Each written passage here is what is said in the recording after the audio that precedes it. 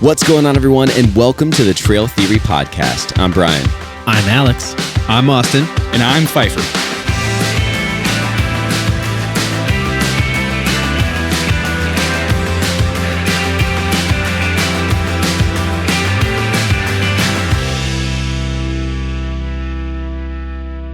Hey guys, Welcome back. We didn't specify who was going to do that. That's all right. decide. You know what? It's kind of So fun it's all to of us. just Just roulette, see. Yep. you know, and just see who takes the reins. And then we all do it. And then we Yeah. all do Yeah. it. Well, Al's Chaos. taking a step back. He's Yeah. sitting down, quiet. He's in the penalty box for no reason in particular. 2 minutes for roughhousing.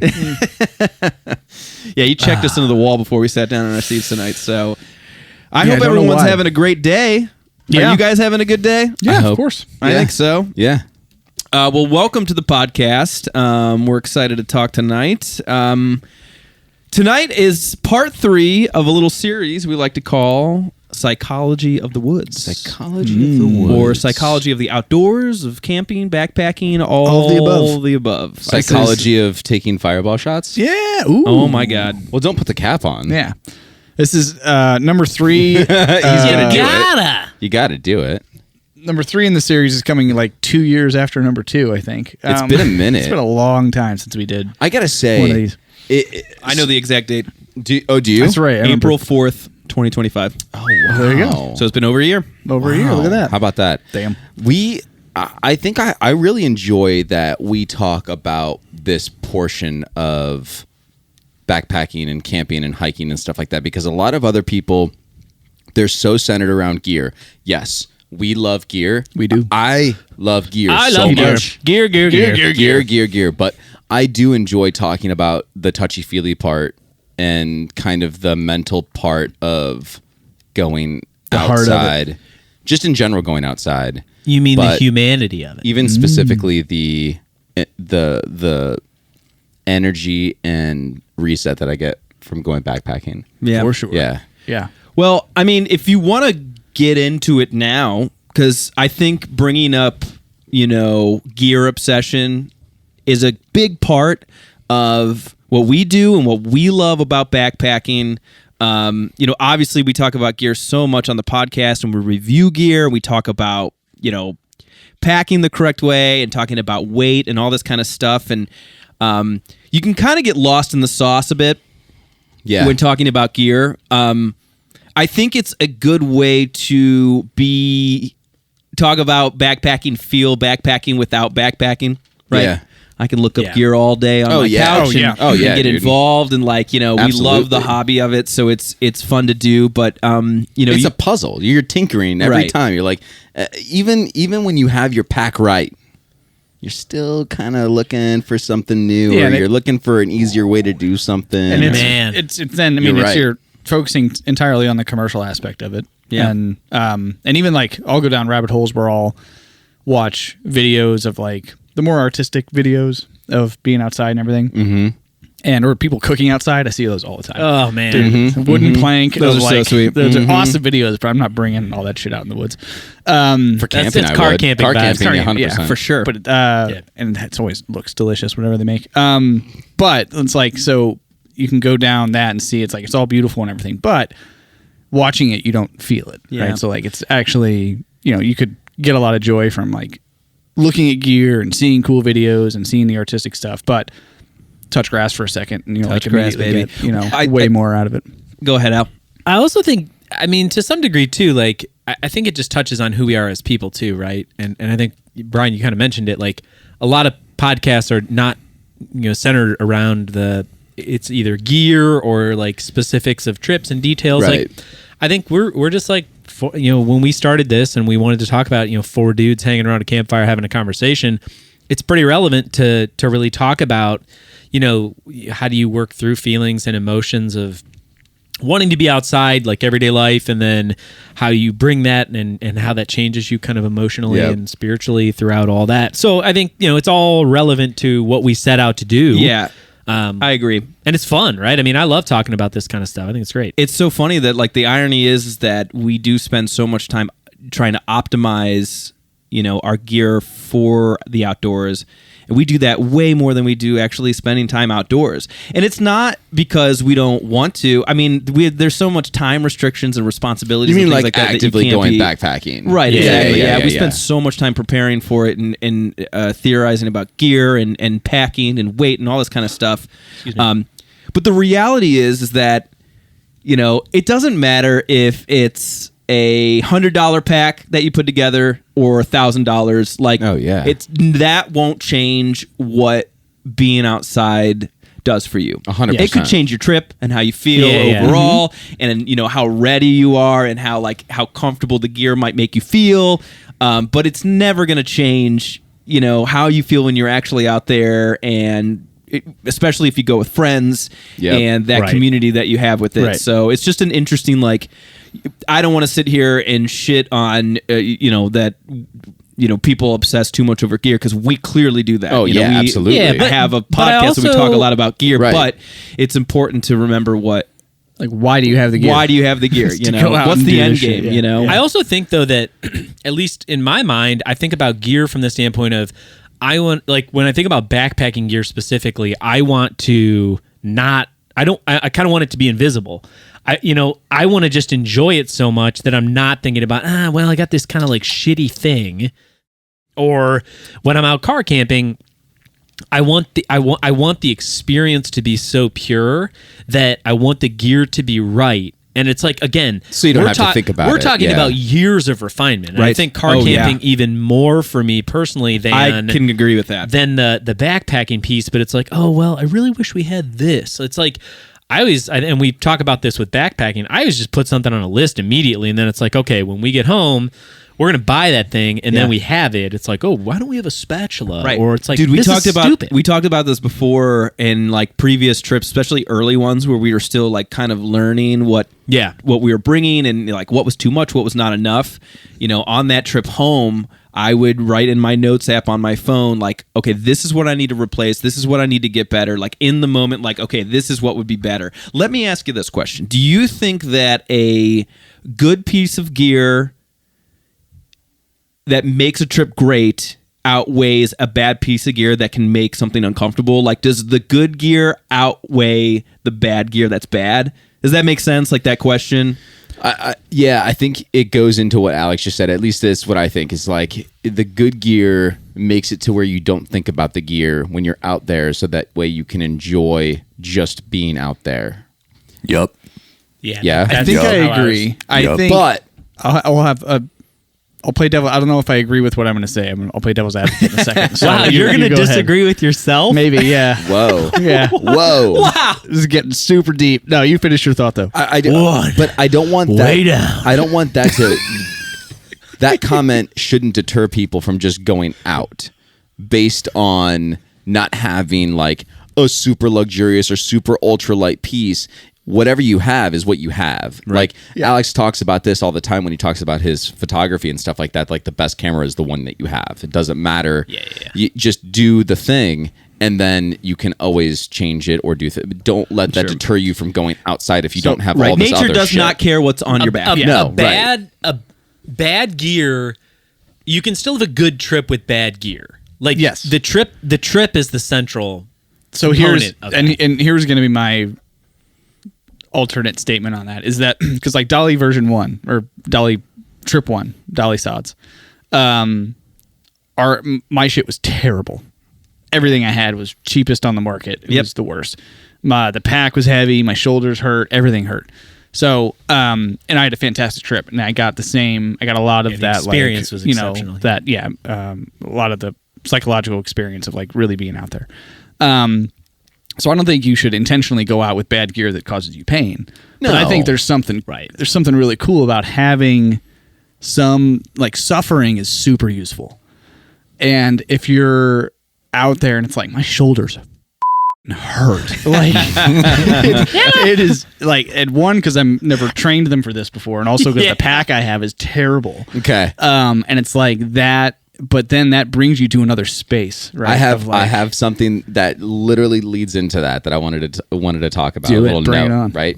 You were talking about the adversity, right? Control of adversity builds resilience, And that's what I have written down here. So backpacking gives you discomfort, uncertainty, it gives you problem solving, and it gives you a physical challenge, right?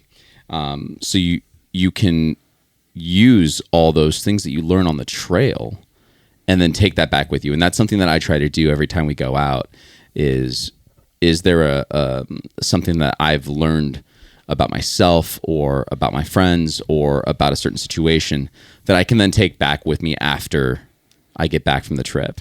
Yeah. And I think the more I try to think about some of those things on the trail, the less post-trip blues I get, because I'm kind of like leading into like, I guess, normal life again, but using some of those practices or some of those things that I've done on the trail, let that bleed that into? back into normal life. Yeah. Yeah, and it's I like bringing it back to I like the resiliency piece, bringing it back to like suffering, right? Suffering is not inherently bad. It does a lot of good actually. And so like on backpacking, you are suffering. You're putting yourself in a situation where you're going to suffer in some way. You can have the best gear in the world.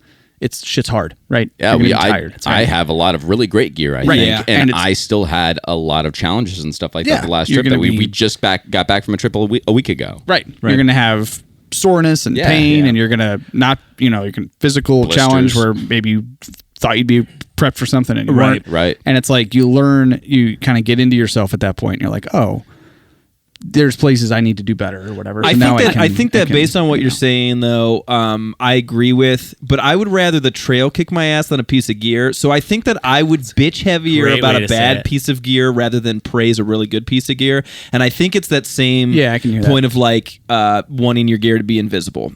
Right. Yeah. I don't need it to solve every problem, but I don't want it to become a problem on the trail. Yeah. Right? Yeah. But I mean, then it just circles back to Alex's point. It's like, especially if you didn't know it was bad until you're out there. That's you true. learn it was. And then it's Yes, like, right. oh, no, this shit. And it's important to we've learn done that that stuff. before. You gotta. It's important to learn that stuff. I mean, I'm sure there's stuff that we've taken before that we were like, "This is going to be dope," and then we did it, and we're like, "This sucks." But then you're getting the reps in on learning shit. Yeah. Right? Because it's like, hey, I now I have data that I didn't have before. This pack sucks, right? So next time I'm gonna do and that better. could be I'm gonna get something different. your food. That could be how you train how I for packed. it. How Oh, all dude. that kind of stuff. I mean, there's so much to unpack there. One of my favorite quotes of all time is that it's virtue thrives in struggle. Mm-hmm. And I love that so much because I think you can correlate it to so many components of your life. But I think when you talk about backpacking, you talk about the emotions and the resiliency of getting out there and going through a challenge, like you come out something different, right? And I think when you talk about making the comparison to Dolly Sods, our first trip was a really, really good example, right? Because like we went out there we had no knowledge. Our knowledge at the end of the day was really, really low. Yeah. And some of it was tough. We all learned really like valuable, difficult lessons, I think, to our gear, but also to our physical well-being. And like, we've all come out after that, right? It's kind of like the nature of like a sequoia tree needing to burn to grow, right? Yep. Like you have to tear something down and strip it down to learn from it, and that feedback is really a good thing. So, Yeah, no, I love that. On Dolly Sods 1, I learned that the muscles on the sides of your ankles can get sore. Which dude. parts of my body that I Wasn't didn't aware know of. could be sore were sore after that trip. Didn't know that existed. Yeah. Huh. yeah, and I mean, the sequoia tree thing's awesome because I mean, and you take that, like I said, it's getting the reps in. I don't want to say it's a controlled environment, but it's a narrow environment where you're out there, and it's going to be hard. You're risking a little bit because you're putting yourself in a somewhat dangerous position And you're very, out there, very right? vulnerable. Yeah, you're very vulnerable. To a point. Right, it's as controlled as you make it. Ish, but yes. So, maybe narrow instead of controlled because it's a thing you're doing, right? So you don't have to worry about a million other things in life because all you have to worry about is being outside, right? So for that time, that's where you one of are. my favorite things about Exactly. backpacking. Period. So you can kind of focus all that, like this is what I'm doing, and there's hard parts of it, and those hard parts I'm gonna battle through and I'm gonna learn from, right? And then you can take that back into normal life where it's like I have a million things to worry about now, but I'm getting good practice in it. Like when things are hard, I can use You're getting the reps in. right. I can use that sort of method of like, hey, I can work through shit. Discomfort creates peace in certain ways, just like kind of what you were talking about. So like one of the things I had was like, why does sleeping on a hard ground or being cold 5 a.m. often feel better than if we were sleeping in our climate controlled house? Like Austin, when we were together last time before we went on our trip and we were talking about the weather, right? We're talking about, oh, it's going to be like low 50s. And you just immediately go, oh, that's fucking perfect backpack. Like that's perfect sleeping weather. But like, think about that. Low 50s, that's perfect sleeping weather. Yeah. But it is. Right. Like there's something about like that temperature, being outside, having like cold wind kind of come up and draft and stuff like that. There's something about that I like to snuggle. It kind of feels more comfortable. Well, also, I have some, Agree. this just happened so the trip we just got back from was in Shenandoah, and at night it wasn't. The Where last was it? night, The last night got cold. Shenandoah. Shenandoah. The last night it got pretty cold, but so you said the temperature while you're sleeping, which totally get. If it was 50 degrees in my house and I was in my bed, Dude, you'd be chattering. You'd I'd be a little right. baby. Even with Like, blankets "Ah." on and stuff, I would be able to stay warm, I guess, in the bed itself. But I would not be like, this is too cold. Right. Because you can't do, like, if I got out of the bed, the house is just too cold. But it's crazy because out there, yes, I'm in a sleeping bag, so that temperature is perfect. But there's something stupidly refreshing. We were talking about having to get up and go pee. 4:30 in the morning, I had to get up and go pee. And it's foggy out. It's cold, right? That wasn't just fog. I'm We in- were just in a wet cloud. Yeah, we were sleeping in a cloud. Yeah. And I'm just in my boxers, and I just walk outside barefoot and go pee. And it's like 50 degrees. You barefooted. No, I put the Crocs on. Did you just step on a bunch of ice? Yeah, risky. We'll get to that. We'll get to that in But another I'm like, episode. it's not warm. And I'm wearing no Right. clothes, Yeah. effectively. Yeah. And I Just just in the walked middle out, of and the I could not have been more comfortable. That's it was amazing. the most Yeah. refreshing thing. And I was Well, it's Holding one of a those pee for things too though. long. Like when like in the morning when you wake I up, have to pee. it's really really cold. I'm not like if it's 50 degrees, just basking like like, Right. It's still It's still cold. cold. Yeah, yeah, But again, like you know what your purpose is out there. You know what you're doing. You're not like. Oh, I wish I was inside right now on my couch in my bed. Like, no, this is where I want to be. This Yeah. is how I want it to be. So have you guys ever heard of type 2 fun? Yes. Oh yeah. Okay. No, actually, So I yeah, It's my favorite kind of fun. so type 1 fun is like kind of just having fun in the moment, kind of like what we're doing now. This is type 1 fun. I love it. We're having fun. Type 2 fun is essentially difficult, Mm-hmm. but in retrospect, enjoyment. Painfully right? refreshing. what is the actual definition say there, Paul? Yeah. Type 2 fun refers to experiences that are miserable, stressful, or painful while happening, but become enjoyable, rewarding, and memorable in retrospect. Backpacking is chock full of type 2 Oh, for a lot of yeah. reasons. There's a lot of type 1 there. I mean, we make it enjoyable because Right. of how we are together and how we have pal around and goof off. Like that's Yeah. obviously like type 1 fun, but there's so much in backpacking where there's type 2 fun. And I definitely have grown into wanting to focus in on that difficult struggle type 2 type of thing. Cause you just like anytime you've like, had some sort of tough physical challenge, you learn something from it. Yeah. It's in Yeah. retrospect, you're like, holy shit, that was Well, amazing. and you kind of want to prove something to yourself too, right? Like I think I love the type 2 fun connection to backpacking, and I too agree that doing hard things is awesome because there is a reward at the end, and never. It's one of those things I like to think about with like my career too. It's like sometimes you have to work really hard, right? And you've got to do the challenging thing. You do the stay up late. It's like I always equate it to like college, right? And you have this insane at the time, in your mind, you think it's insane project or whatever, and you work all week, you're up all night, and then you hand it in and it's over.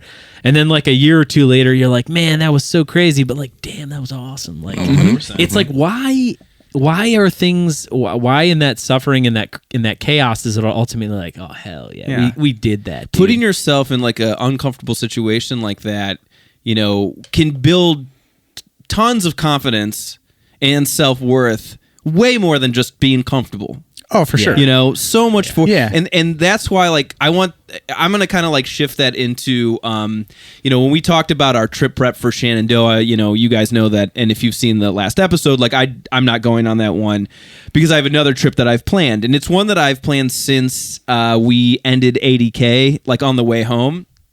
Because I fell in love with the Adirondacks. I loved it, but I wanted to kick my ass a little bit more than what we did. Not that the trip wasn't unbelievable. Yeah. There was just a certain, I was like 80% satisfied. There still was just like something that I didn't get from it. There was an itch that needed scratching. Something that needed Yeah. scratched. And so essentially what I planned from that time was a trip to, I'm going to use this term again, the peak gobbler trip, where essentially, you know, I'm trying to hit Gobble, as gobble, many gobble. miles and get as much gobbler. elevation gain as possible in a short amount of time during essentially a weekend.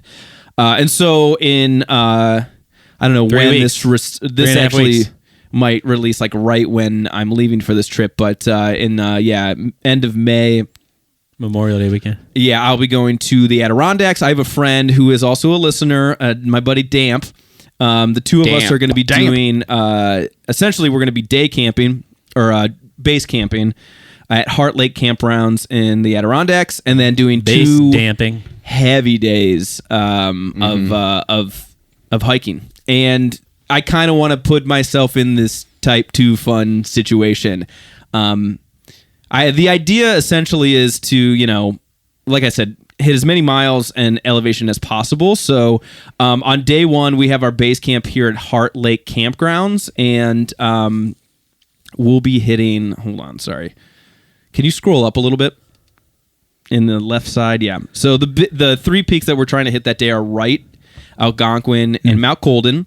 I mean, it's a 15.5 mile day with 5,800 feet in elevation.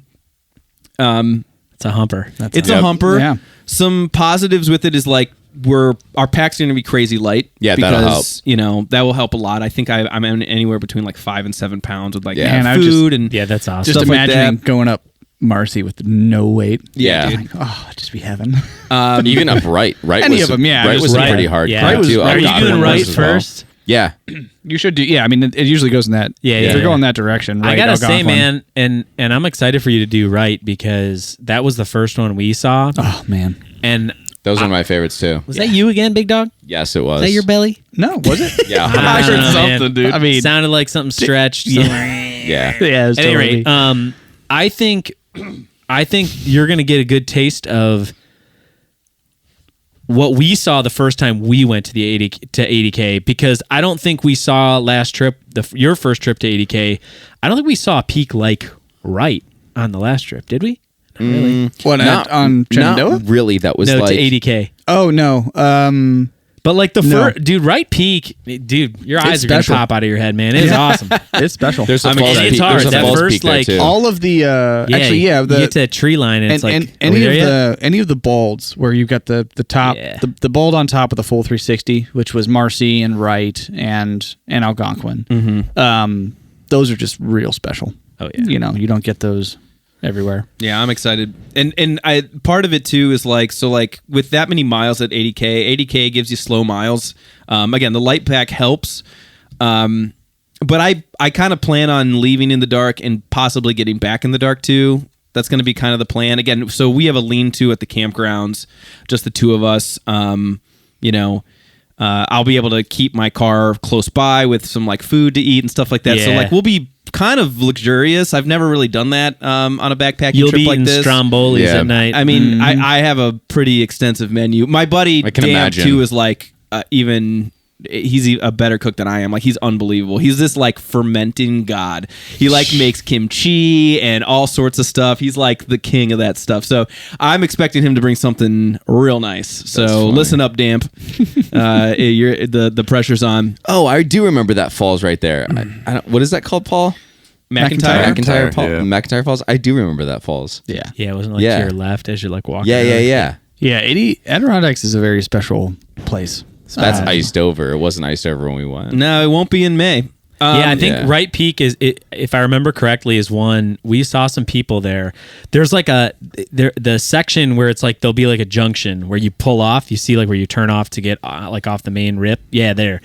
And I remember there's like a really thin, like skinny channel where it's like it's just a rock slab, and you just gotta like gotta hope that your boots are sticky because like it's like, well, man, we're just gonna climb up this thing. We just But got it. Yeah, once you get to that tree line, it's like oof, woof. Yeah. That's going to be fun. I'm That's gonna excited. be fun. So that's day one, and then Paul, if you just quickly put up day two. I was So you can looking kind for of- it. Yeah, I wanted to ask too, Austin. Are you doing anything? Are there parts of the trail you'll hit twice? Like, are there any overlaps? Yes. So, but they're mainly like just a little bit Throughways, of there. yeah. Here, go back into the inbox. So yeah, there's Take it back now, y'all. I'm not seeing hops. day 2. Oh, really? Weird. Well, anyways, I can pull it up on here real quick and talk about it, and we can find it later for the pod editing. This is fun stuff to listen to, I'm sure. Well, while you're looking up that, Yeah. what we were talking about for Type 2 fun, that's one of the reasons why I actually really enjoy the mountaineering aspect of getting outside and like going into the psychology of that, because that is very Type 2 fun, where you're just walking up a mountain with a lot of weight on your back, and you're walking up slow, and it's very monotonous, but it's still, you look around and you still get those incredible views, and you're going up and you're doing a certain thing, and you're trying to accomplish a certain thing and trying to reach to a summit. Like, that is why I enjoy doing that, and that's why I spend so much time and effort and money into those kinds of trips as well, because of that same kind of thought. With Type 2 fun. Yeah, I hadn't heard of Type 1, Type 2, but I like that, and I think I was as you were describing, and we had the definition of Type 2 fun up, is doing stuff like this, like backpacking. We're talking about getting the reps in and everything. It's teaching you how to be stoic, which is like a super valuable thing to be in normal life. So stoicism is like basically the understanding that there's things you can control and there's things you can't. So learn how to deal with the stuff you can control and understand that the rest is the rest, and you just need to be able to, handle that. And like, if that mentality, I think it's like an ancient Greek thing or whatever, but having that mentality, you have to have it in the backcountry. Yeah. Because the reality is you can only do what you can do. Like, you're on the trail, you're at the mercy of nature. That is what it is. If it's going to rain, it's going to rain. You can't control that. You got to deal with it, right? So the things outside of your control, you just have to learn to deal with in the best way possible. Or just be prepared for. Well, but that's how you deal with it, right? I mean, You put in reps to be prepared for it. Bitching though, right? about it's not going to do anything, right? It's not going to change the rain, change the weather, change the temperature. But the things you can control are how prepared you are for it, or how you react to it, or how, Hell yeah. This stoic stuff is really interesting. I've read a few. I think it's Ryan Holiday is the writer. Ryan Holiday. The book is like Stillness is the Key. He does a couple of books. I think it's Ryan Holiday. But he talks about a lot of that as well, and it's and there's like tons of like the Daily Stoic. And wow, I tons did of get channels that and right. stuff. Wow, look at me. But like that, I mean, so the backcountry forces you to kind of learn that skill, learn that mentality, and when you bring it back into normal life, it's super useful, because then and there's always too. chaos around you. It's like, all right, but I can understand. Here's what I can deal with. Here's what I can control, and here's what I can't. And it's also the fact. I don't know what. I think there's a horrible reference to a movie, awesome movie, but the movie The Replacements, which it's a great movie, fantastic movie. The coach talks about being like a duck on a pond, and like on the surface you're calm, cool, collected, but underneath you're like paddling a million miles a minute. Like, I mean, that's like in life in so many ways, right? Like, you don't want to let people see you get rattled, right? And I think there's a big part of that. Like, these types of elements and these types of moments really prepare you for certain moments of your life that even beyond backpacking and being outside, right? So well, those kind of moments, there's no filter. Like, you are exposed. Yeah. Like, you are yourself on those moments where, if it's going up a hard section, it's like you have to get up there. Yeah. So like, You just have to work through that Right, and part what of is- it. Or I guess the other option is you just turn around and go Right. back. But Well, that doesn't feel good either. It doesn't. And what No, is for sure. what's freaking out about it? Unless gonna it's not do? a safe thing, then you just go right. back because that's smart. So like if it's the four of us and we are presented with that challenge or something, what is freaking out about it and complaining about it and saying how awful it? What actually is that doing? Nothing. It's there. You either decide to take it on or you don't. So it's like that stillness of saying like I can accept this and it sucks, and I'm going to go right into like how do I tackle this instead of I can scream at nature all I want. It's not going to do anything. But I think the trail introduces a healthy dose of uncertainty. Yeah. Right. Listen. We typically prepare ourselves pretty well where we're not in incredibly dangerous situations. It's enough where it's like it's not so chaotic and we can handle ourselves, but it's enough challenging where you have to, especially in sticky situations, to manage it. There's little guardrails though too, right? Like it's controlled to some degree, right? I mean, obviously it's out in the wild and it's really wild, but I think we go out generally prepared enough that we kind of know the boundaries. Well, also, you increase the amount that you can control each time you go out. Like first time we went to and Dolly, your confidence level in that, right? too. First time we went to Dolly, there was stuff that we weren't prepared for that was now a challenge that wouldn't have been a challenge if we had been better prepared. So like next time we go, it's like we're sort of increasing our skill of being able to control the right things and being able to let me paint a picture for you real quick, and it's relevant for 80K, but also our first trip. So think about our first trip, and think about the first time, and I guess the second time we went to 80K. Think about, or second time at 80K, because it was when we did Saddleback. If our first trip we would have done 80K, and we would have come to the Saddleback Cliffs, that'd have been a problem. Cool. What feelings would have we felt? And I ask that because We're I think we would be so frazzled. And Oh, yeah. I think back to there's a photo of us at Dolly Sods at the cutest little river crossing where we were like, oh man, boots off. We got to have a boots off scenario. What are we going to do? How are we going to get across this? Can we get across it? What are we going to do? Barely up to our ankles. It was what a trickle. bunch of wusses, dude. It was a trickle, dude. It's embarrassing thinking about it. But I think when you reflect on it, it's just like, wow, look at how far we've come because we've put ourselves in these situations where we've accepted adversity and we've had to work with it. And we've worked with it as a group. And that to me is like really powerful. Yeah, and it's the scope, like what used to be a massive problem is now not even a thought, right? At least on the trail. And I keep going like the whole, and Brian was talking about it. It's like, okay, how do you bring that back into real life? It's like, so now in my day to day, things that might have been a massive problem that I was just not emotionally capable of handling, I am now. Like I'm better equipped for shit like that. Sure. And it comes from it's the muscle memory of like, yeah, this is fine. I can handle that. Oh, it's a challenge. Okay. It builds persistence. Right. It really. And resilience, like you were saying, Yeah. it goes back to that, which, man, it's so cool. Like, it's just freaking grass and rocks. So, like, you get all this shit out of it. grass and rock and dirt.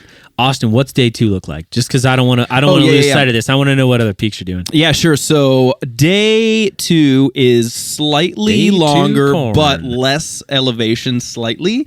And this one, we are hitting Gray Peak, Marcy, and Tabletop. Nice. So I don't think we did gray. We did not. yeah, it's so like you asked if there's anything that we're repeating. It's really just like the really right in the start and at the end. There's like a little bit of a split. Yeah. Right, to get to camp, sure. The Yeah. camp, but other than that, like we're seeing all new stuff. So which is pretty cool because so the real goal on day 2 is Marcy, is hitting Marcy. Yeah, So indeed. Gray is like a little. That's all you need to Gray, see. I think, is like a little offshoot of part of the trail. Like I got to go, off, technically not off trail, out and but back, you know what I mean, a up little and out down, and back yeah. to go up to the peak. Yep. But yeah, no, I'm excited for it. And again, that's a 17-mile day. And honestly, like, so all trails, when you like create a map, or even if you get any of the maps that are on them, they do like an estimation on how long it takes. And our days, it's like anywhere from 10.5 to 12 hours. And I honestly do not think it will be that long. I think that those estimations are one, take into account full backpacking gear. And they kind of take an average. I mean, I think Damp and I are fairly above average. I'm trying to think, and ready for something like this. Yeah, I agree, and I think even our day 2 at Shenandoah, I don't know what All Trails would have said, but I mean, we did that in. Well, that's what I'm sitting here thinking about, and though, because it said you didn't do this. Think about. I would love to see like what the hours of Shenandoah for was that day. It must have been 4. Not even for that day, but if you just took the whole loop that we did, what would the hours be? Because we could probably backtrack to what our hours were. We crushed it. Hold on, Brian says you guys were going so fucking fast that whole trip, man. It was insane. We were doing incredibly hard sections that were like, I think the first day we did over 3,000 feet of elevation. The second day we did 4,000 feet of elevation. Yeah. The third day we had a little bit. It was more downhill. It was almost looked like a little bowl where you go downhill and then you go uphill, and then we were kind of done with that part. Little bowl. We were doing on some of the hardest days. I was tracking on my watch because I had All Trails pulled up on my watch. You run All Trails, but you run it for the whole time. I stop it and start it during each of our segments. So I got what our true pace was for the day that we were doing it, and I didn't stop for lunch or for any of our breaks. On the first day, we were averaging over 2.5 miles an hour. On all these hard uphill climbs and stuff, going through boulders and caves and shit. Yeah, and there was some dicking around in there. With all the dicking around. Yeah. And on the second day, it was the exact same. It was over 2.5 miles an hour. And then on the third day, we were averaging over 3.5 miles an hour. That's so fast. Yeah, that's quick. It was. I go faster uphill, and Andrew was with us, and I don't know what got into that dude. So, but holy shit, Andrew was ready, dude. Was he ripping? Yeah. Oh man, I've never seen anybody move that fast. We're talking about moving. We're talking about type 2 fun. We're talking about moving quick. Which is great. I 100% love that. You guys like that too. But there are times, or there are trips that I would love to do where it is a slow trip. Cupcake trip. It's a cupcake trip, or just because I think Dolly Sods 3.0. One of the things I wanted to I was curious about was how do other cultures view the outdoors? Because in the US or in America, we typically view outdoors as like kind of an activity or as like a recreation or something, right? It's we're actively doing something. That's not typically how other cultures view outdoors. They view it as like a medicine, right? You want to talk forest bathing, baby? So okay, we're going there. We have talked about Shinrin-yoku before, right? That's the art of forest bathing. That means going out into nature, using all of your 5 senses, and really walking slow or standing still or just touching grass. We were talking about that. Austin, when you go in the first thing you do, get my hands dirty. Get your hands dirty. Get them in the dirt. Yeah, right? That's part of that whole thing too. It's what do you smell? What do you see? What do you hear? Gotta how do you feel those things, senses. Right? What do you taste? Get the RPMs right? going. Because outside it has like a taste. I think it has a taste. Oh, for sure. Right? Different fog rolls in. You can feel the sense of that happening. Yeah, and you stuff, can taste and smell the rain coming in, and it's like that.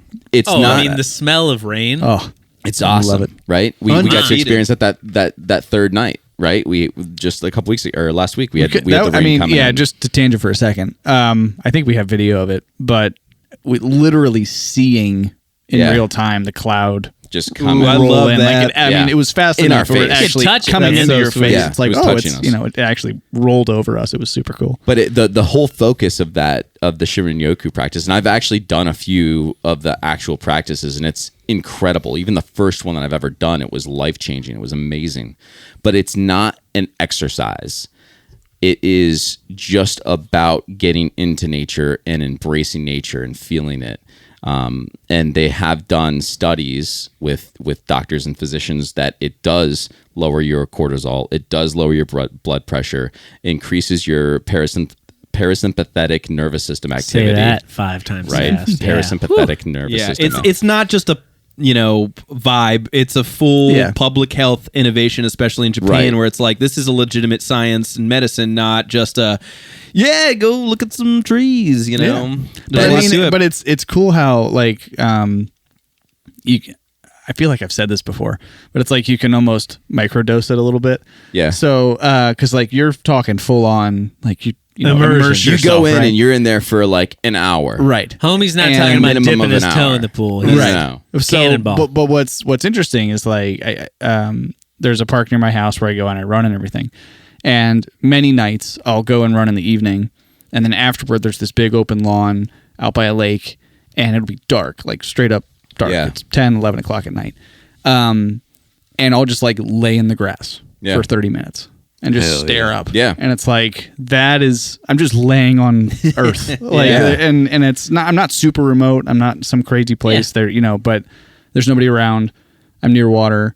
It's not rushing water, but you just kind of get that feel, and you're just laying on the ground. The And, like, point isn't capturing a certain goal, or it's not trying to be a fast pace. Just being there. The point is is simply being there. Yeah. Presence. Just And it's- being present. It's so insanely calming of just being outside and doing nothing. The crazy. other one, I had 3 cultures that I wanted to kind of pull into this a little bit. The other one, I'm going to brutalize the pronunciation. Bring of it on. I'm so sorry. Brutalized. Is that But a it's- word? Yeah. Is it? Brutal? Isn't it? Absolutely. Yeah. Yeah. He's gonna butcher it. Let's I'm say that. butchering it, He's dude. gonna butcher it. It's this. There you go. It's Scandinavian Frilutzliv. Say it again. Sounds good. Frilutzliv. Dude, Okay. that sounds dope. Give me all them Finnish words. Frilutzliv.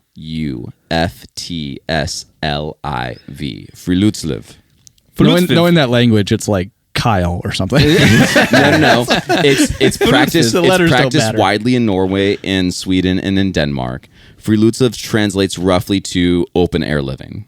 Okay. Well, and that's also like the happiest region in the Right? entire freaking So world. it's Yeah. a cultural philosophy of daily outdoor connection, not an epic adventure, just regular outdoor life, which would include family hikes, outdoor meals, winter hikes, kids playing outside regardless of the weather, right? It was so funny when we were driving to the trailhead, Fife. Or no. It was driving back home from the trailhead, right? It was raining just a little bit, and we were driving through some of the rural sections, and you saw a kid playing outside in the rain, and you go, I love that kid's playing outside, even though it's raining right now. Yeah. Yeah, He was incredible. he was just by himself in his little creek that was in front of his, in their House with property. 9 And he was- barn stars. Had nothing, no toys. He had like a stick. And I was like, that's the most heartwarming thing in the world. It was great. So their mindset, and it goes back into what we were kind of saying before earlier, their mindset is there's no bad weather, only bad prepreration. I like That's that. awesome. Yeah. So it's funny. That's epic, right? I've often thought, and sometimes we live in Ohio, Look at right? that. So our weather's stupid sometimes. But to me, there gets a point in the winter where I start to gripe a little bit. But I will also say, and I completely agree with this thought, but you can complain all you want about the winter and all about the snow, but like when you recognize that you live in Ohio, in my mind, it's like buy a bigger jacket. Like, Right. Yeah. Get a raincoat. You know what it is going Yeah. to do here. Paul, click on the photo and Just take me prepare to for it. that Right. page that it's on, because I want to go back to that photo because it just triggered something, because you were talking about the weather, right? Being cold, being wintertime, not being able to get outside, or you don't think you're going to be able to get outside as much. But like that picture that I'm going to put up on the screen, hopefully, is it looks like it's cold there, right? They've got some blankets on the chairs. They've got a fire pit going on. Like, what's to say? Like, we don't backpack every single weekend, right? We're not able to get out every weekend.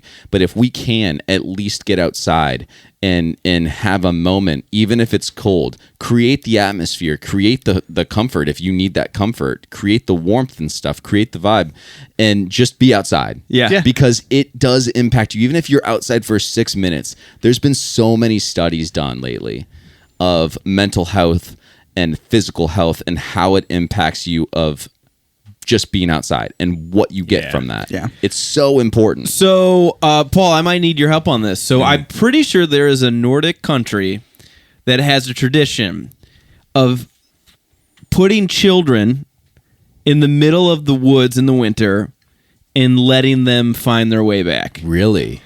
I'm fairly certain, and I don't know if it's, what country were we? I don't it's think some Scandinavian like tradition. I don't know Norway, what country it is. Sweden. I'm very confident there's multiple cultures that do Something like version this. of that. I know that it's like a Nordic kind as of like a coming of age kind of thing. Right, exactly. Yeah. Yeah, that's I've Dutch. heard of that. Yeah, there we go. Dropping your children. Dude, what a Inside the freaking- strange Dutch tradition of dropping your kids off in the forest at night. Yeah, dude, this is so dope. Yeah. I like this. Wow. Can I be adopted by a Dutch family? This, I want to go quickly- be dropped off in the woods. Real quickly, we won't read this whole thing, but shortly after 10 p.m. on a recent night, a car comes to a stop at the edge of the woods. A door opens and releases the children. Tow-headed boys of 12 and 15 and a 12-year-old girl in dark pigtails and an emoji-covered backpack. Then the driver throws the car into gear and speeds away, gravel crunching under their tires. They spell tires with a Y? They do. They do. Oh, wow, yeah. that's dumb. Well, I agree. I found your place. We found your people. I'm at home now. It's the UK, I think. That's so funny. it's interesting that you were talking about did you research part of that just for this episode? Yeah, or it is just that popped something in you my just- head, something I remembered. I was curious on how the psychology of the woods and this whole thing of just being outside and the impact and why kids need camping and backpacking. So I had literally in my notes, I have like 1, 2, 3, 4. I have 4 things in here on why I think it's important that we introduce our kids to backpacking or to camping or just getting outside, right? There's the physical development of it, right? Outdoor play improves balance and coordination and motor planning and strength and all that stuff, right? There's cognitive development. So nature improves attention span, problem solving, working memory, and creativity.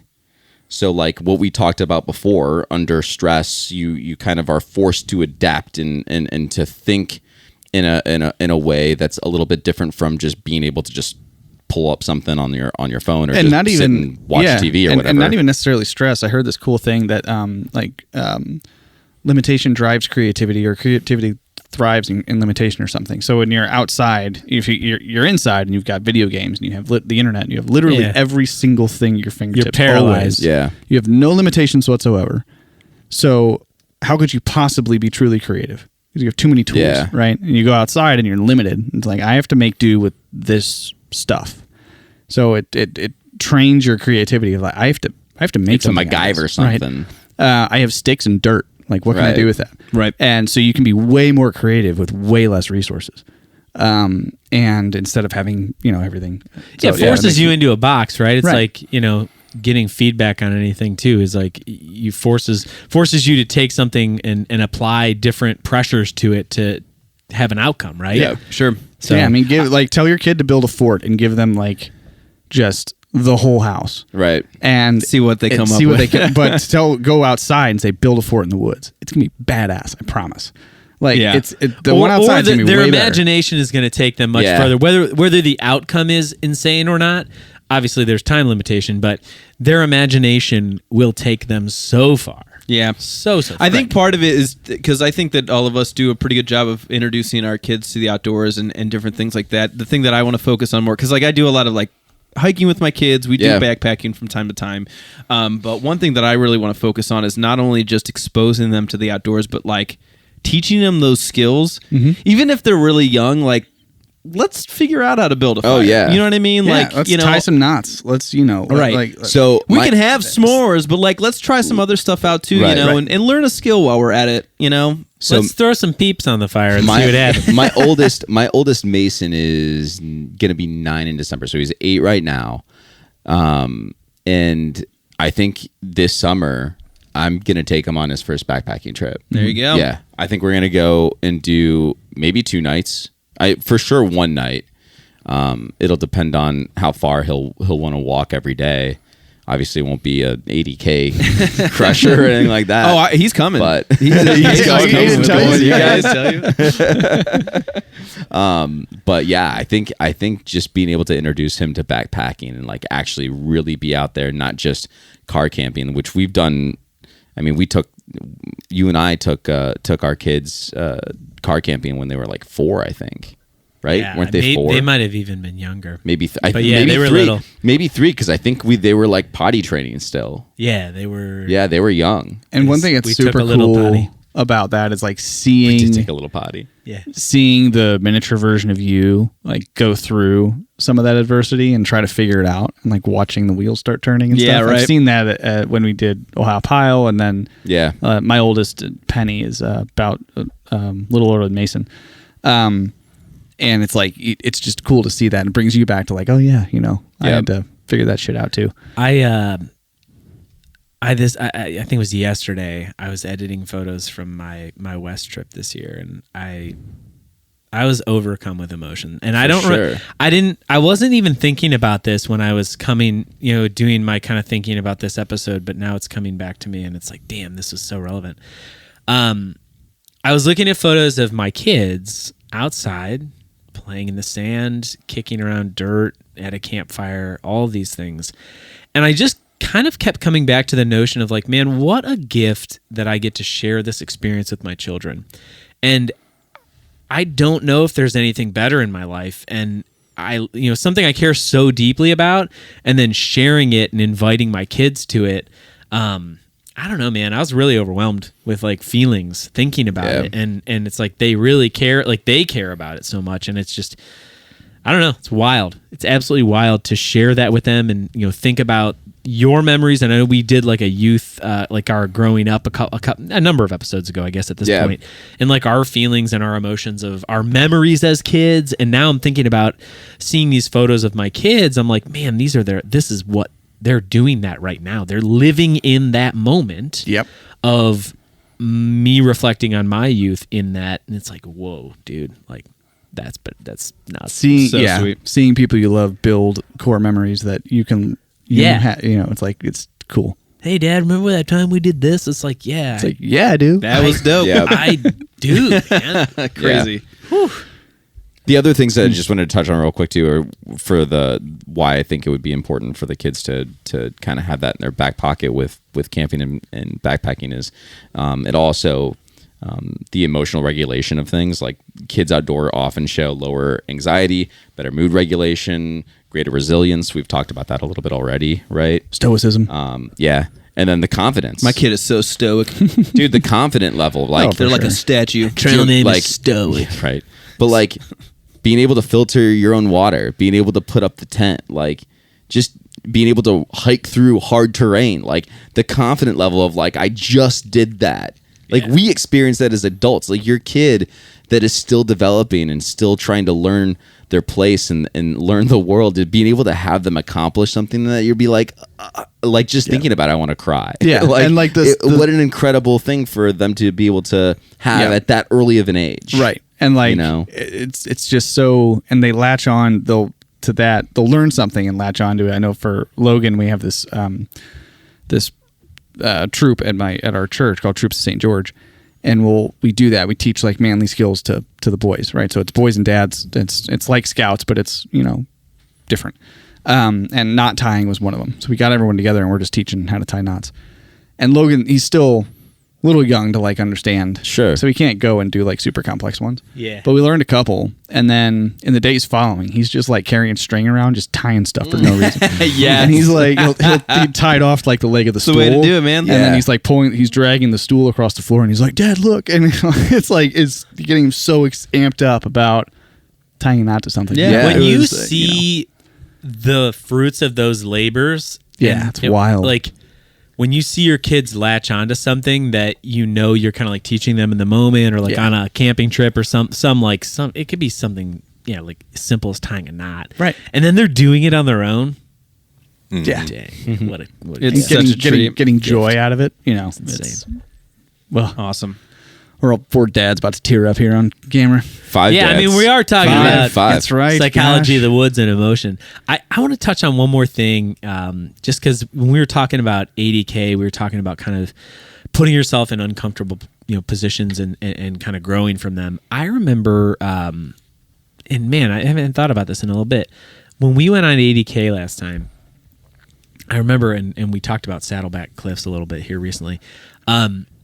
I remember my brother was asking. He told me, he's like, "Dude, I'm a little freaked out about like what we're about to do. I don't know quite what to expect. I'm a little nervous." And I'll be honest, like when he said that, it was a really vulnerable moment. And I remember him kind of asking me, like, "Dude, I need you to be there for me. Like if I'm like nervous about this, I need you to be there." And I was like, man, what a freaking like two grown men having this like really vulnerable moment, which is so incredible. And how many times in like everyday life do you have those vulnerable moments with other adults, right?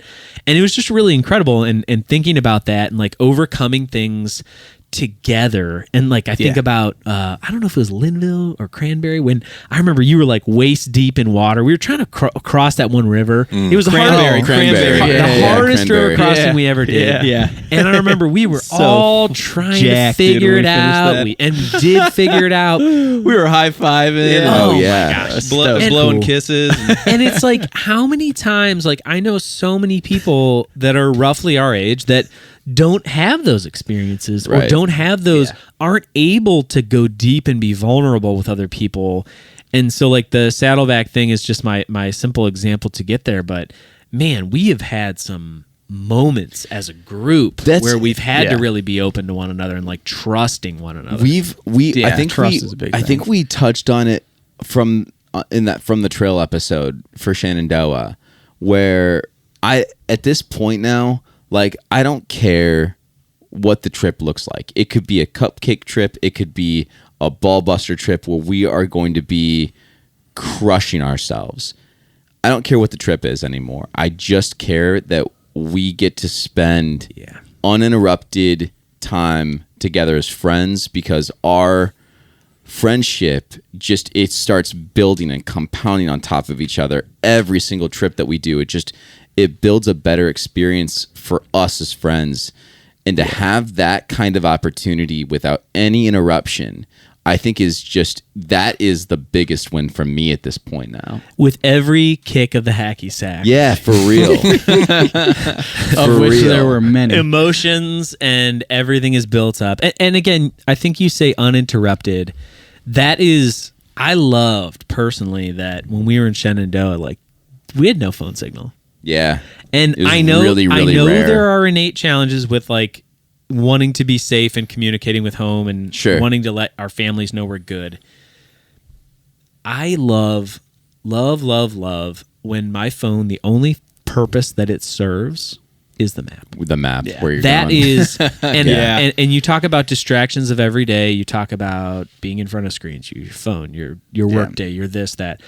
I love being out in the wilderness with not a care in the world, other than being just in the present moment and the people. Because like, how frequently do you get that? It's so infrequent. Well, and you get both, like, so with the group, it's a perfect balance, right? Because there's our group, and I love how you said that we're kind of like layering on the friendship every time. It's like just making this crazy insanely crust. strong foundation of trust among this group.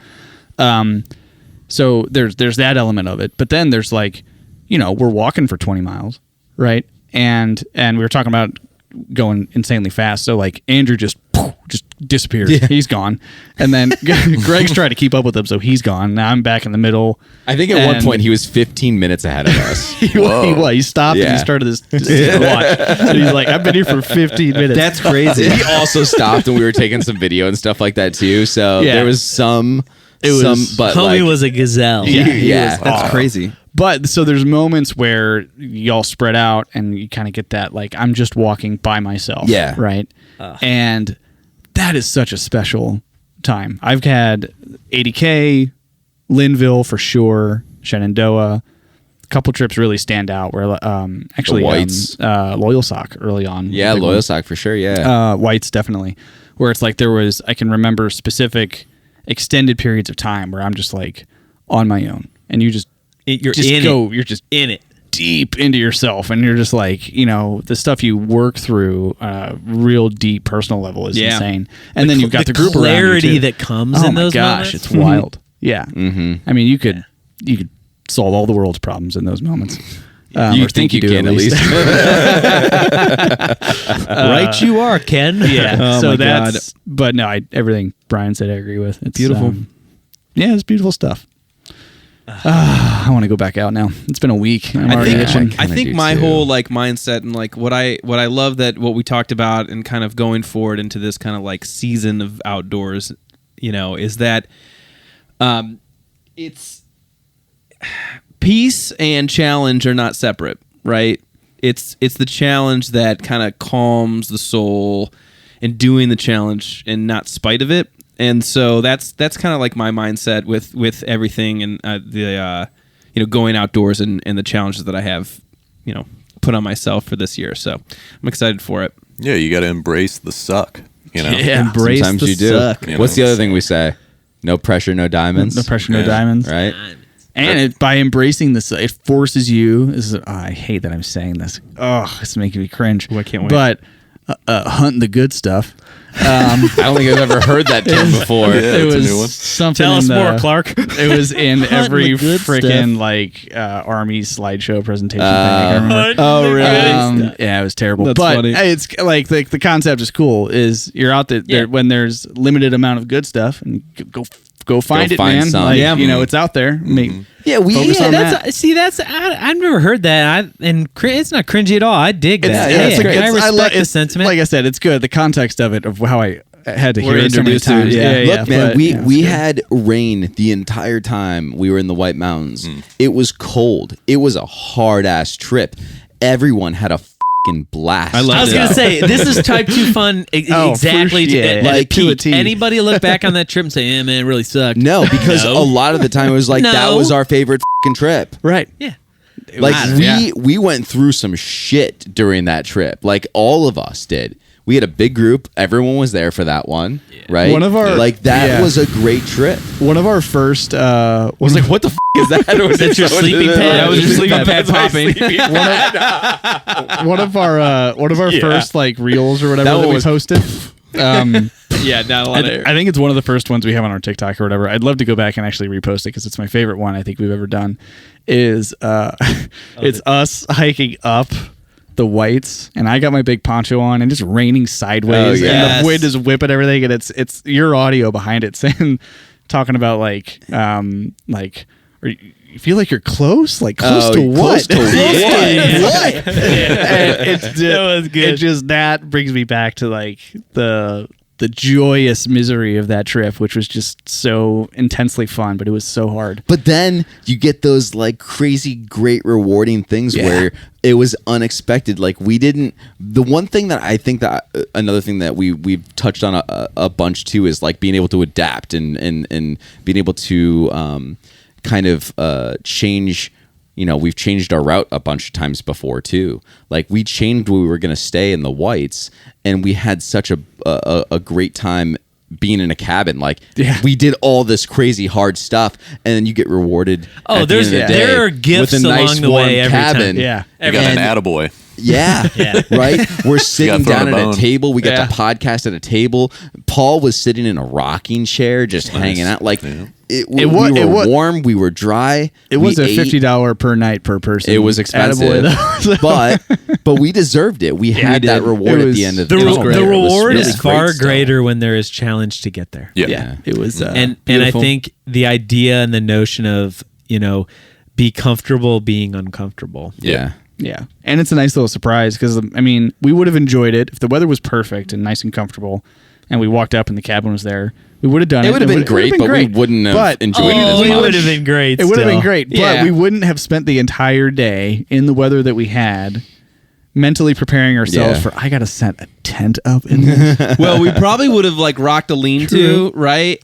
because they had some. We passed. Well, some I think if we went further, I think were there? past the cabin, I think we might have we had passed some lean-tos. I'm pretty sure, but yeah, I think for me it wasn't even like tent or lean-to or whatever. It was just like, dude, everything I'm in, Everything's and I want everything. I'm gonna at least like Everything wasn't just wet. Everything. It was soaked. Just soggy. It was waterlogged. It was like squishy. Speaking of challenges, fun. Speaking of challenges, let's whip out these trivia cards. We gotta Oh, keep yeah, that's moving right. tonight. Let's do God, we could literally talk about this kind of stuff. We could. for days. Petey Paulo. Which is amazing. This is Trivia only our time third now. psychology episode, given that we could talk about it for so long. So we'll have to. We talk about it with each other all the time. I know. Yeah, it's. Here we go. All right, so At, if we put up the scores now, Oh yeah. you can see Austin has 2, Alex has 0, I have 0, and Mr. Pfeiffer has 0 as well. We got to make sure that we record and launch in succession. You know, we can't be skipping episodes. 'Cause, Yeah. I guess that's kind of I true. mean, gotta I think we stick to typically the- do, but yeah, that's a good point. We Yeah. can't be messing the scores Yeah. up. So last time I think we did like culture, right? Sounds right. It was the maybe. cave. Yeah, cultural Austin history. got really lucky and got 2 correct. Lucky Yeah, he I'm killed it. smart. Now that we're, I'm pretty sure you changed your answer both times. Now that Right we're at the scoring, end. Doesn't matter. I got it right. Hey man, don't need to show your work.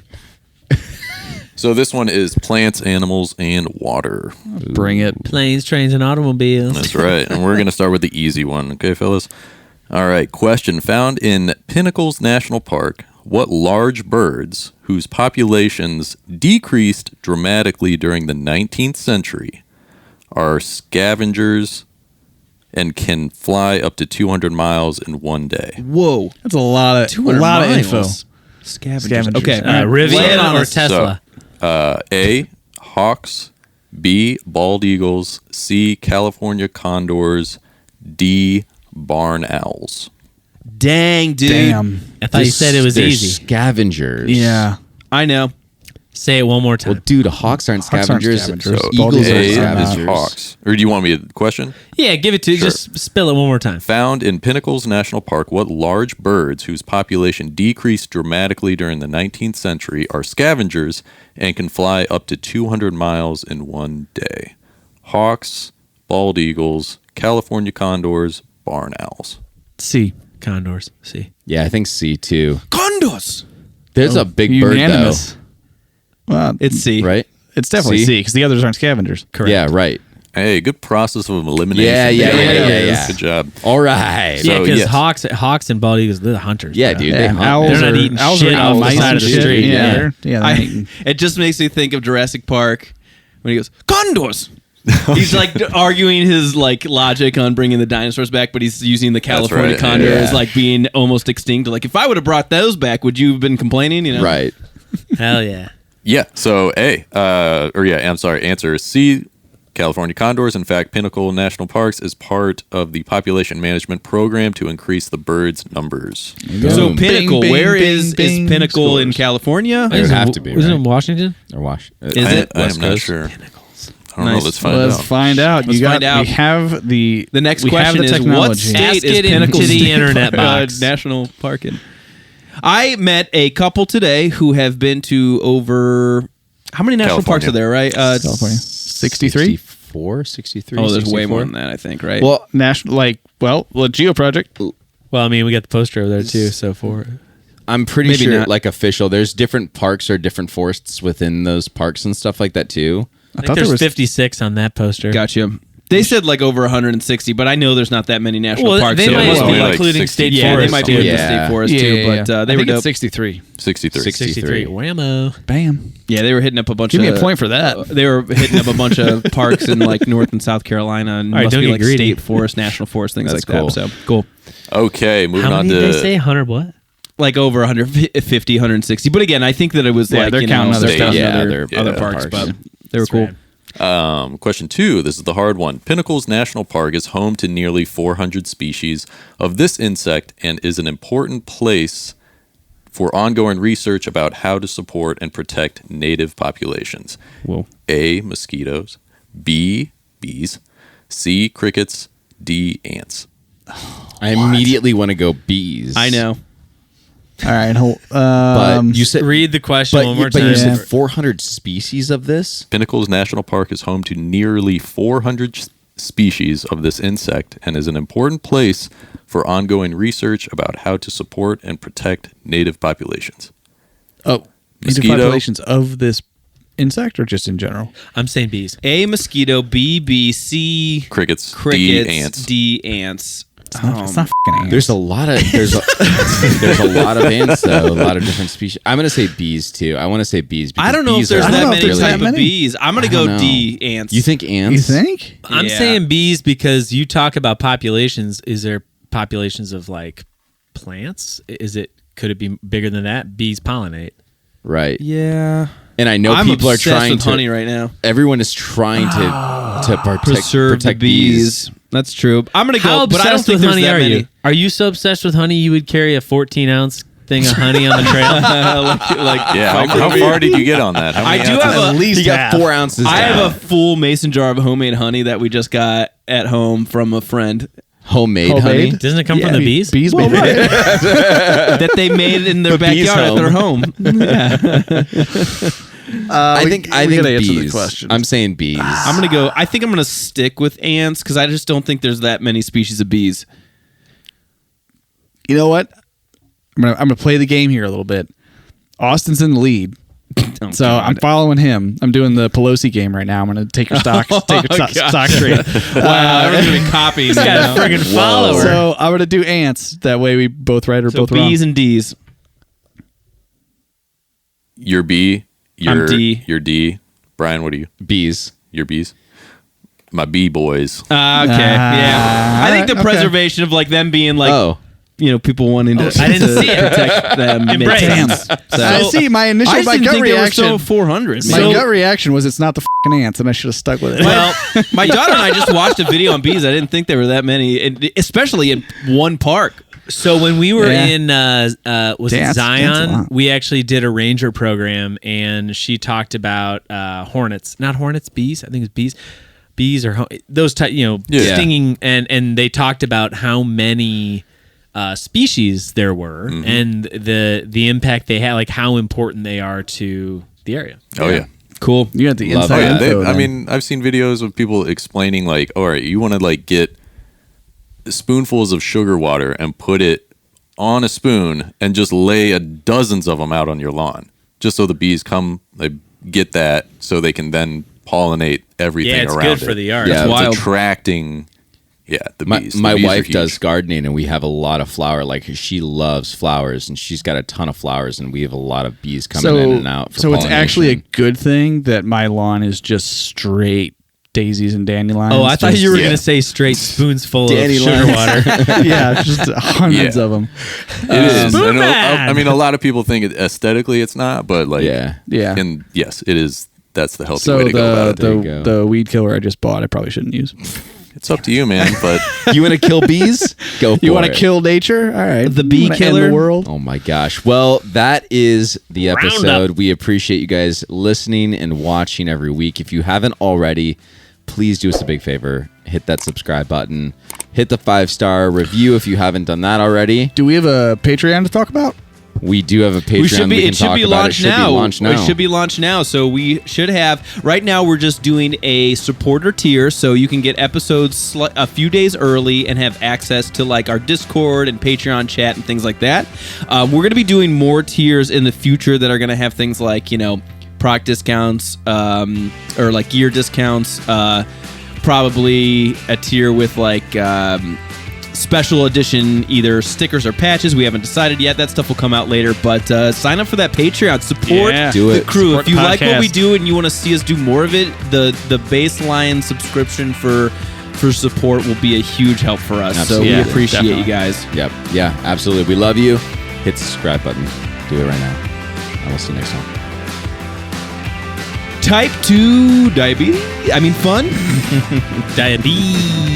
Diabetes. The Trail Theory Podcast is sponsored by Audimute and Audio-Technica. Music by Dan Koch.